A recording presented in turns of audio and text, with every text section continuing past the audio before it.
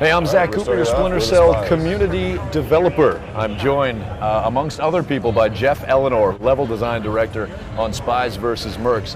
Jeff, we are playing Spies vs. Mercs Blacklist, and what that is exactly is 4 versus 4. We know that much. Can you maybe give us some details as to how this differs from the Spies vs. Mercs Classic, which we've previously shown off? All right, well, this is Blacklist Edition. So for starters, we got more people in the game. We're playing 4 people versus 4 people. And in Blacklist mode, it is really about the different relationships between the presets and the classes and the different loadouts that you can have and carry into the game. It tends to be a little faster paced with more people as well. All right, so now how does it work exactly in terms of the general approach to Spies versus Mercs? I mean, you know, we've got Spies in third-person perspective, we've got Mercs in first-person, but what does that exactly mean for the player experience? Obviously, they're very, very different. So as a mercenary, you're searching the environment. Well, I'm going to die here. Your job is to use what you're good at, which is shooting and you know, sort of the insane damage that you can provide. As a spy, you have the third-person experience, so you can see the environment and use it to your advantage. Now we're looking at your screen right now. You're in the respawn screen. As you can see, you're about to come back to life. I'm coming back in to try to keep my buddy, the hacker, alive, and yeah, and that would be me. Over. I just bit the dust. You failed me, Zach. So, what is your preset loadout? Who have you chosen, and what's that all about? Right now, I'm playing as the Predator, which means I have the ability to temporarily cloak and become invisible, which is useful because I want these guys to not see me as I move way over here. But now you're not obviously completely invisible when you've got your digital ghillie suit intact. That's correct. What are the weaknesses when you do use that?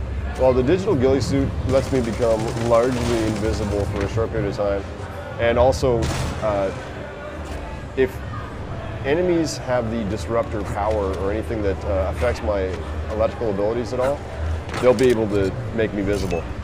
Okay, now we just saw you just initiated the hack. What are the general philosophies or good quality strategies that you should stick to when you are specifically the hacker? Uh-oh.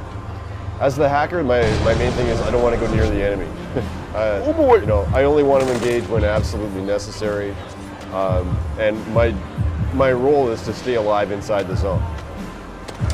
So now, when you are on the Spies team, you've initiated a hack. So when they spot me, like right there, I'm gonna try and get out of dodge.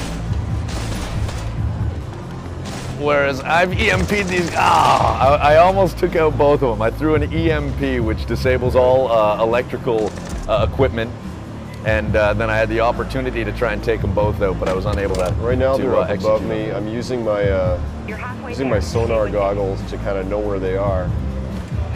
There's a third Merc coming in, so somebody just saw me. So I realize now that this isn't going to be quite as easy as I had hoped as far as concentrating on the game while interviewing you, Jeff Eleanor, level design director. But I am going to drop down and kill this Merc right here, which you can't see because we're watching Jeff's screen. So what we're doing right now is we're trying to support the hacker. And you indeed are the hacker still, Jeff, and you can see at the top of the screen that we are at 88%, upwards at 90. And I could run around as I did as a decoy, try and you know, generate a little attention away from the hacker, because all you basically need to do, correct me if I'm wrong, is sit pretty until that hack is complete, like is the case. Exactly. At this point, you know, we got close for a minute there, and Merc got close to me and spotted me, but basically, what I'm doing is not being where he expects me to be. I'm going to take this guy out using the death from above. And death from above is really one of the hallmarks of the Spy's strength. If a Merc walks directly underneath you, you can drop down on him and kill him exactly the same way you can in the single-player game. As I was just able to do, and now I'm going to initiate a hack. All right, so where are we exactly? What is this level? What's it all about? And talk to us about some of its features. We're playing in the particle accelerator, which is basically supposed to be like a scientific research facility, and you know, sort of the kind of place that you know, these guys aren't really supposed to be playing in. It's a really unique location, sort of modeled after and inspired by sort of scientific particle colliders that exist in the real world today. And, oops, excuse me while I hide. Whoa, whoa. Oh boy. Oh, tried to rush a Merc head on. Yeah, I'm in Always a bad trouble idea. here. I'm the hacker, and I got like 3 Mercs bearing down on me. All right. So talk to us about what we're seeing there in your respawn screen. As in the respawn camera, on the spy team, I can switch between my teammates and see what they're doing. Oh boy! Oh boy! So for example, I can see that you as the hacker are failing me. And now there's going to be that brief window, the 14 seconds, for the spies to restart the hack. But there's a lot of Mercs in that area.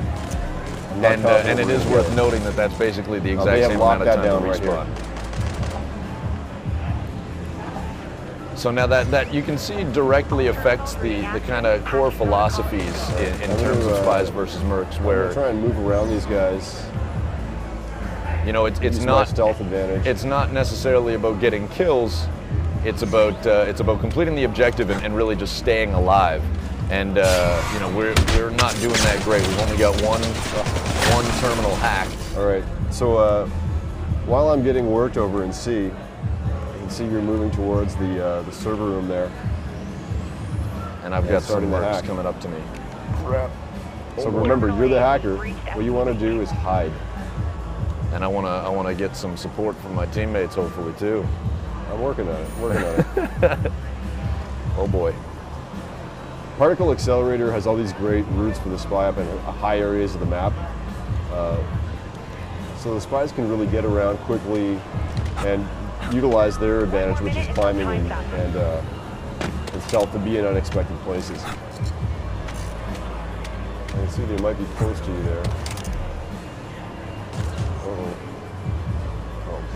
Okay. One of them's figured out where I am. Yeah, I'm seeing this with the silhouettes. Thankfully, you know, as the hacker, they're going away from my situation. I'm gonna tag these guys. I got taken out by a proxy mine. You're doing great. 30 seconds. You've got 30 seconds. They're bearing down. I'm running out of options. Oh, that's not at all what I wanted to do. Remember, you can climb up high on top of things, be in unexpected places. Okay. 10 seconds left. And we're at 75%. Now remember, the clock is going to get extended.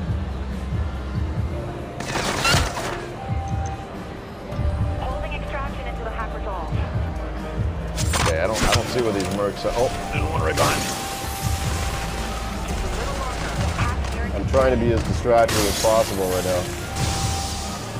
Okay, we're all in the same spot. This is good. We're at 99%. Boom. All right, so we'll delve into how the gameplay changes in first-person perspective when we take on the role of the Mercs in part 2 of this Spies vs. Mercs Blacklist feature from San Diego Comic-Con.